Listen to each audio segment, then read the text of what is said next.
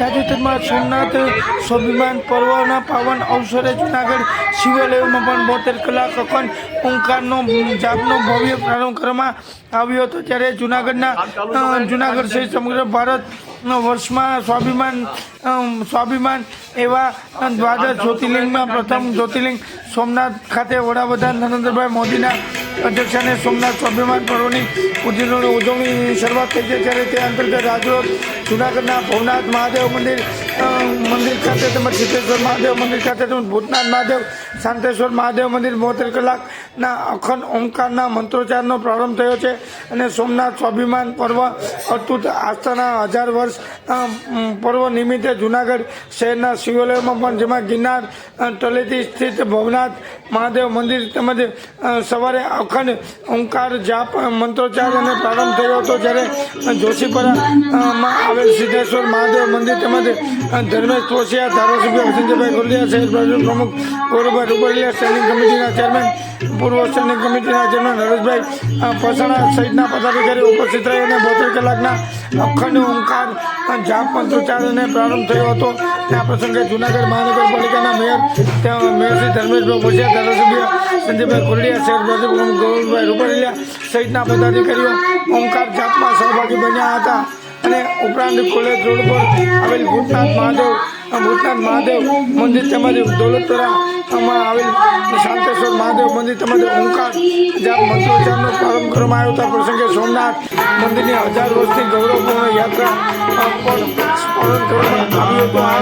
આજથી શરૂ થઈ અને 11 જાન્યુઆરી સુધી એટલે કે 72 કલાક સુધી અખંડ ઓમકારના ગુંજન સાથે મહાદેવની વિશેષ આરાધના અને ભક્તિભાવપૂર્વક પૂજા અર્ચના અને આરતી સહિતના અનેક કાર્યક્રમ યોજાશે અને સાથે સાથે જૂનાગઢના તમામ શિવાલયોમાં સાંજે સમૂહ આરતીનું પણ ભવ્ય આયોજન કરવામાં આવ્યું હતું।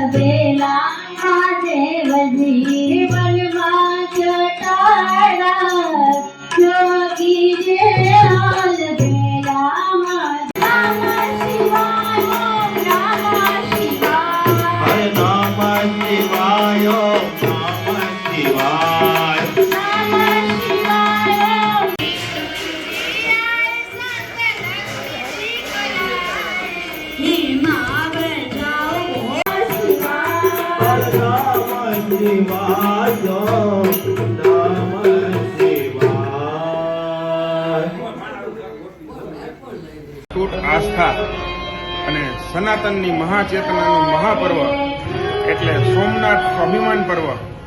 આ સોમનાથ સ્વાભિમાન પર્વની શરૂઆત 8, 9, 10 આ 3 દિવસ ઓમકાર મહામંત્રના 72 કલાકના સતત જાપમાંથી જ્યારે સોમનાથ મહાદેવના પ્રાંગણમાં શરૂ કરવામાં આવી છે ત્યારે આખા ભારત દેશના તમામ શિવ મંદિરોમાં પણ આ ઓમકાર મંત્રનો જાપ થાય એ પ્રમાણેનું સુંદર આયોજન ભારતીય જનતા પાર્ટી દ્વારા કરવામાં આવેલું છે। ત્યારે આજરોજ જૂનાગઢમાં ગિરનાર ગિરિવર તળેટીમાં બિરાજમાન ભવનાથ મહાદેવ મંદિરના સાનિધ્યમાં પણ 72 કલાકનો ઓમકાર મહામંત્રનો જાપ શરૂ કરવામાં આવેલો છે। આ 3 દિવસ ચાલનારા મહામંત્ર જાપ અને ત્યારબાદ 11 તારીખને પણ ભવનાથની દિવ્યતા ભવ્યતાનો ખૂબ મોટો કાર્યક્રમ નરેન્દ્રભાઈ મોદી દેશના યશસ્વી વડાપ્રધાનના વરદ હસ્તે થવા જઈ રહ્યો છે। ત્યારે આ સુંદર આયોજનનું અને મહામંત્ર અને ઓમકાર મંત્રનું જાપ લેવા માટે જૂનાગઢની સર્વે જનતાને અપીલ કરું છું। જય સોમનાથ।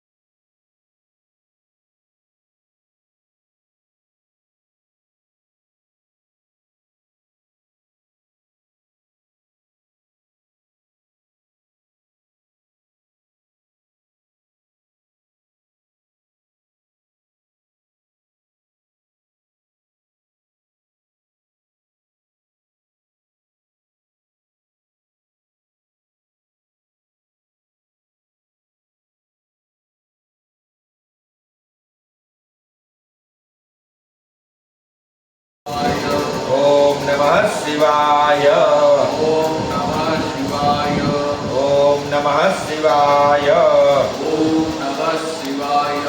ओम नमः शिवाय ओम नमः शिवाय ओम नमः शिवाय ओम नमः शिवाय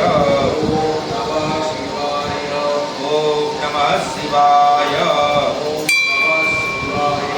ओम नमः शिवाय ओम नमः शिवाय ओम नमः शिवाय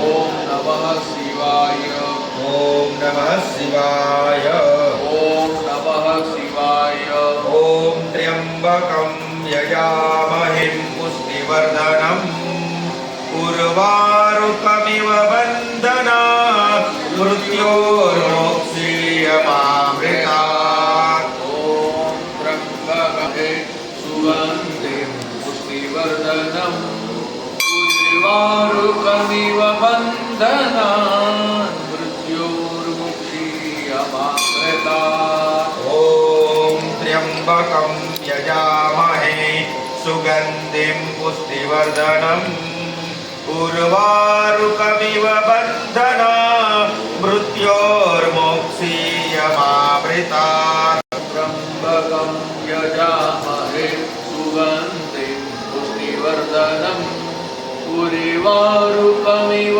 बन्धनान् मृत्योर्मुक्षीयमामृतात् ॐ त्र्यंबकं यजामहे सुगन्धिं पुष्टिवर्धनम् उर्वारुकमिव बन्धना मृत्योर्मोक्षीयमामृतात् ॐ त्र्यंबकं यजामहे सुगन्धिं उर्वारुकमिव बन्धनान् मृत्योर्मुक्षीयमामृतात् ॐ त्र्यंबकं यजामहे सुगन्धिं पुष्टिवर्धनम् उर्वारुकमिव बन्धना मृत्योर्मोक्षीयमामृतात् यजामहे सुगन्धिं पुष्टिवर्धनम् उर्वारुकमिव बन्धनान् मृत्योर्मुक्षीय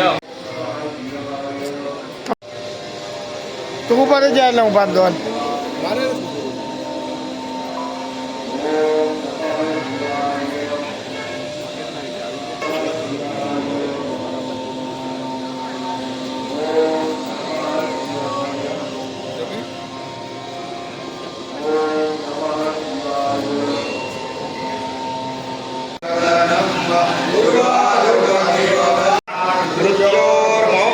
मृत्योर्मोक्षीयमामृतात् ॐ त्र्यंबकं यजामहे सुगन्धिं पुष्टिवर्धनम् उर्वारुकमिव बन्धना वीर्यमामृतात् गौरङ्गे सोमनाथं च श्रीशैले मल्लिकार्जुनमूर्तिर्यामहाकालमोङ्कारमरुकावने वाराणस्यां तु विश्वेशं त्र्यंबकं गौतमी तटे हिमालये तु केदारं दुष्मेषं च विशाले एतानि ज्योतिर्लिङ्गानि सायं प्रातः पठेन्नर सप्तजन्माकृतं पापं स्मरणेन यजामहे सुगन्धिं पुष्टिवर्धनम् उर्वारुकमिव बन्धना मृत्योर्मुक्षीयमामृतात् ॐ नमः शिवाय ॐ नमः शिवाय ॐ नमः शिवाय ॐ नमः शिवाय ॐ नमः शिवाय नमः शिवाय नमः शिवाय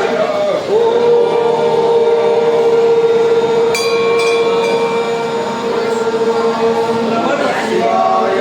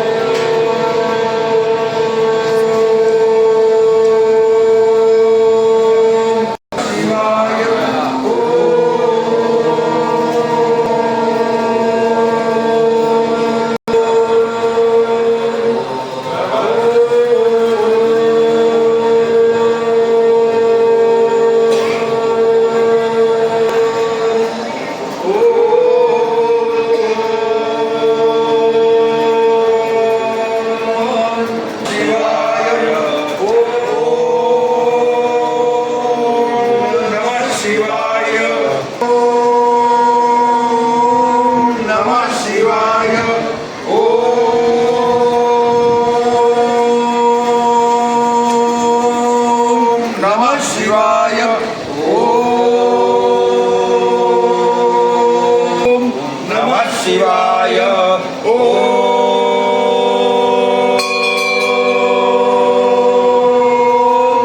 નમઃ શિવાય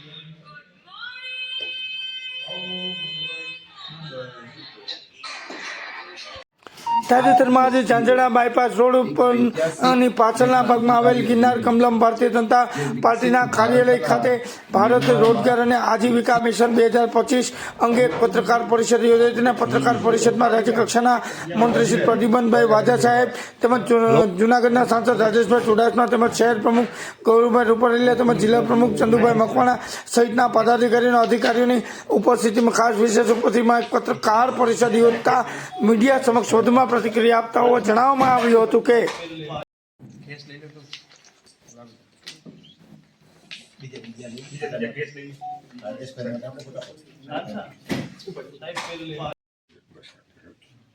વિડીયો થઈ જાય ઓકે સ્ટાર્ટ કરી જ દો. નમસ્કાર. હમણાં જ તાજેતરમાં જ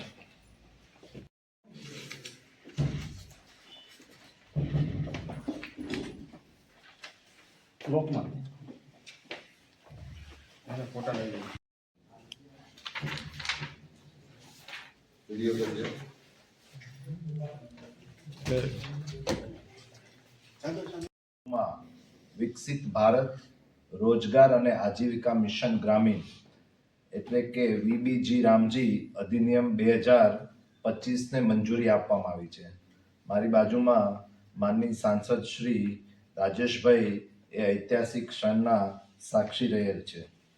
સાથમાં મહાનગર પ્રમુખ ભારતીય જનતા પાર્ટી અને જિલ્લા પ્રમુખ જેમ હંમેશા બનતું આવે છે એમ એવું ધ્યાનમાં આવ્યું છે કે વિરોધ પક્ષો દ્વારા આ ઐતિહાસિક અધિનિયમ બાબતે લોકોમાં ભ્રમ ફેલાવી અને લોકોને મજૂરોની વધારે જરૂર પડે છે ત્યારે વર્ષમાં વધુમાં વધુ 60 દિવસ સુધી આ યોજનાને કામોને અસ્થાયી મેટફિલ્ડ આસિસ્ટન્ટ અને તકનીકી સહાયક જે છે એમને તાલીમ માનધન કોન્ફરન્સ કરી રહ્યા છે. આવા સમયે આપણા બધાનું જ કર્તવ્ય છે કે મજૂરો, ખેડૂતો અને ગ્રામીણ પરિવારોના જીવનને સુધારનારા આ તાજેતરમાં જ આદરણીય પ્રધાનમંત્રી શ્રી નરેન્દ્ર મોદીજીના નેતૃત્વમાં સંસદના બંને ગૃહોમાં વિકસિત ભારત રોજગાર અને આજીવિકા મિશન ગ્રામીણ એટલે કે વીબીજી રામજી અધિનિયમ 2025ને સંસદના બંને ગૃહમાં મંજૂરી આપવામાં આવી. ત્યારે આ ક્રાંતિકારી અધિનિયમ છે જે વિકસિત ભારતના નિર્માણમાં વિકસિત ગામડાની એક રૂપરેખા રજૂ કરે છે અને સામાન્ય રીતના અન્ય વિપક્ષી દળો દ્વારા જે ભ્રમ ફેલાવે છે અને જનતાને ગેરમાર્ગે દોરવાનો પ્રયાસ થઈ રહ્યો છે, ત્યારે આવા સમયે આ અધિનિયમમાં આપણું કર્તવ્ય છે કે મજૂરો, ખેડૂતો અને ગ્રામીણ પરિવારોના જીવનના સુધારાને આ અધિનિયમના સાચા તથ્યો, સાચી ભાવના અને સાચા હેતુને જનતા સુધી પહોંચાડીએ. જી રાજેશભાઈ સ્ટાર્ટ. હમણાં જ તાજેતરમાં જેમ અમારા કેબિનેટ મંત્રી આદરણીય પ્રદ્યુમનભાઈ વાઘેલ દ્વારા વિકસિત ભારત રોજગાર અને આજીવિકા મિશન વીબીજી રામજી બિલ વિશે અત્યારે હાલ કોંગ્રેસ દ્વારા લોકોને ગેરમાર્ગે દોરી રહ્યા છે. હંમેશા કોંગ્રેસની નીતિ રીતિ રહી છે કે ગાંધી પરિવારને અનુલક્ષીને જ યોજનાઓ બનાવતા હોય, પણ જ્યારે એક ઐતિહાસિક બિલ જે ગરીબ ખેડૂત અને ગામડા માટે, ગામડાના વિકાસ માટે જે બિલ લઈને આવ્યા એ રામજી બિલનો વિરોધ, ભગવાન રામનો વિરોધ કહી શકાય એવો વિરોધ કોંગ્રેસ દ્વારા કરી રહ્યા છે. ત્યારે ભારતીય જનતા પાર્ટીના નેતૃત્વમાં એનડીએની સરકાર છે. અનેક એવા નિર્ણયો જે નરેન્દ્રભાઈ હંમેશા કહે છે કે વિરાસતથી વિકાસ, એમાંનું એક આ બિલ કહી શકાય કે જે આપણી સંસ્કૃતિ અને આપણે ભગવાન રામ પ્રત્યે આસ્થા છે એના નામ ઉપર જ્યારે આ બિલ મંજૂર થયું હોય અને ખેડૂતો, ગરીબ ગામડાને વધારે વિકસિત બનાવવા, 2047માં વિકસિત રાષ્ટ્ર બનાવવામાં ગામડું પાછળ ન રહી જાય એટલા માટે આવનારા સમયમાં ઐતિહાસિક બિલ રહેવાનું છે. ત્યારે કોંગ્રેસની નીતિ રીતિ રહી છે કે હંમેશા ગાંધીજીના નામ પર રાજકારણ કરી અને લોકોને અત્યાર સુધી ગેરમાર્ગે દોર્યા છે, પણ હંમેશા ગાંધીજીના વિચારો સાથે, કારણ કે ગાંધીજી પોતે પણ રામમાં આસ્થા રાખતા હતા. ત્યારે આ કોંગ્રેસની નીતિ રહી છે. કોંગ્રેસ જે ગેરમાર્ગે દોરે છે એ લોકો ના દોરાય અને આ બિલથી આવનારા સમયમાં જેમ 2047માં વિકસિત રાષ્ટ્ર બનશે એમાં વિકસિત ગામડું પણ બનશે એનો મને વિશ્વાસ છે.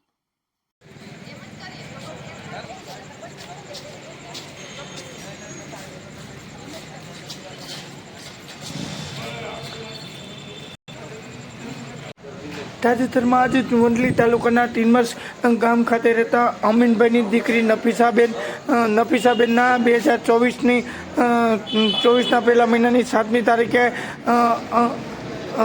તારીખે વંથલી તાલુકાના આખા ગામે રજાક ઈશા દલ સાથે લગ્નો થયા હતા. ત્યારબાદ તેઓના લગ્ન ગાળા દરમિયાન રજાક ઈશા તેમજ તેમની બહેનો તેમજ તેમના સાસુ સસરા સહિતના અનેક આખો પરિવાર અમને માનસિક ત્રાસ આપતો હતો અને મારા ઘરવાળાએ લગ્ન કર્યા બાદ મારી સાથે અવારનવાર મને માનસિક ત્રાસ અને મારામારી કરતા હતા. ત્યારબાદ હું મારા પિતાને આવી અને મારા પિયરમાં આવી અને અમે કોર્ટમાં ફરિયાદ કરી હતી, પોલીસમાં વારંવાર ફરિયાદ કરી હતી અને કોર્ટમાં ફરિયાદ કરેલી હતી. ત્યારબાદ રજાક ઈશાએ મને કહેલ કે તું કેસ પાછો ખેંચી લે, હું તને તેડી જઈશ તેમ કહી અને તેઓએ મારા કેસ સમાધાન કરી અને મને કેસ પાછા ખેંચાવી લીધા હતા અને તેઓની રજાકની બહેનો પણ મને ન બોલવાના અપશબ્દો પણ બોલી અને મને હળદૂત કરતી હતી. અને તે સમયે નફીસાબેનને લાગી આવતા નફીસાબેને આજરોજ જુનાગઢ છેલ્લા 2 વર્ષથી તેમના પિતાશ્રીના ઘરે હતા. ત્યારે નફીસાબેનને ફોન કરીને અવારનવાર માનસિક ત્રાસ આપતા હતા. રજાક ઈશા તેમજ જેઠાણી, સાસુ સસરા, તેમની બહેનો સહિતની લોકો નફીસાબેનને માનસિક ત્રાસ આપતા હતા અને ન બોલવાના શબ્દો બોલતા નફીસાબેનને લાગી આવતા. આજે ફિનાઇલ જેવું કેમિકલ પી જતા નફીસાબેનની હાલત ગંભીર થવા પામી હતી અને નફીસાબેનને જુનાગઢ સિવિલ હોસ્પિટલ હેઠળ સારવાર ખસેડવામાં આવ્યા હતા અને પોલીસે તેઓની ફરિયાદ લીધા છે અને હવે આ બાબતે પોલીસો નક્કર કાર્યવાહી કરશે, નહીં તો અમે નામદાર ગુજરાત હાઈકોર્ટ અને મારે હજુ વધુ આમાં આગળ જવું પડશે તો હું આત્મહત્યા પણ કરીશ ને મને કે મારા પરિવારને કાંઈ પણ થશે તો તેનો જવાબદાર રજાક ઈશા દલ રહેશે અને તેમનો આખો પરિવાર જવાબદાર રહેશે તેમ જણાવ્યું હતું.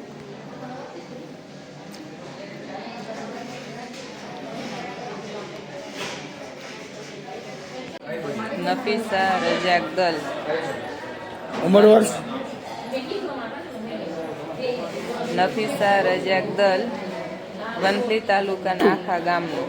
ઉંમર વર્ષ ઉંમર 28. મેં દવા એટલે પીધી છે મારા સાસુ સસરાનો ત્રાસ, મારા જેઠ જેઠાણીનો ત્રાસ, મારી બે નણંદુનો અને મારા ઘરવાળાના ત્રાસના લીધે મેં દવા પીધી છે. 2 વર્ષથી હું મારા પપ્પાના ઘરે છું. એ લોકો ધમકાવી બીવરાવીને કેસ ખેંચાવી લે છે. હું ફોન કરું કાંઈ પણ કહું છું એટલે મને સીધો મારવા દોડે છે. એના ત્રાસથી મેં દવા પીધી છે. આ કેટલા વર્ષથી ત્રાસ છે? 2 વર્ષથી. લગ્ન ગાળાનો કેટલો સમય થયો? 3જું વર્ષ બેઠું. હેરાન કરવાનું કારણ શું છે? એને બીજે હફેર છે એના લીધે. હા, કેટલી વખત મારામારી થઈ છે? 3 થી 4 ફેરી. કોર્ટમાં કેસ હાલતા હતા ગામ? હા, પછી શું થયું એમાં? એને સમાધાન કરાવી લીધું. હા, પછી શું કીધું તું એને? એ કે હું તને તેડી જઈશ, મને તેડવા આવ્યો નથી. હા, શું માગણી છે ને આજે શું કર્યું? મેં એને ફોન કર્યો, મેં તું મને કેમ તેડી નથી જાતો, મને છૂટું નથી કરતો, કાંઈ વસ્તુ નથી કરતો. તો મને એમ કહે છે તું મને આજે નથી જોતી ને કાલે નથી જોતી, હું છૂટું કરીશ નહીં તને. તારે જ્યાં દોડવી ત્યાં દોડી લે, તારા જે થાય એ કરી લે. એટલે મેં એના લીધે મેં દવા અગાઉ પીધી. પોલીસમાં ફરિયાદ આપી હતી? હા, તો શું કીધું પોલીસે? પોલીસ વાળા એને બોલાવ્યું ને એને પૂછપરછ કરી હતી. મેં એમ કહીશ મારે જોઈ છે, હું તેડી જઈશ એને. કેટલી વખત એવું કહેવામાં આવ્યું? 3 થી 4 ફેરી. શું માગણી છે? આજે શું કર્યું તમે? મેં અત્યારે દવા પીધી છે, કઈ દવા પીવામાં આવી છે? ફિનાઇલ. પોલીસ પાસે શું ને સરકાર પાસે શું અપેક્ષા છે? શું માગણી છે? મને ન્યાય જોઈશ. પોલીસે ફરિયાદ લીધી છે અત્યારે? હા, શું કહેવો? પોલીસે ફરિયાદ લીધી, હવે શું માગણી છે એની ભાઈ? મને ન્યાય જોઈશ, મને બીજું કાંઈ નથી જોઈતું. એની માટે કેવી કાર્યવાહી થવી જોઈએ? કડક.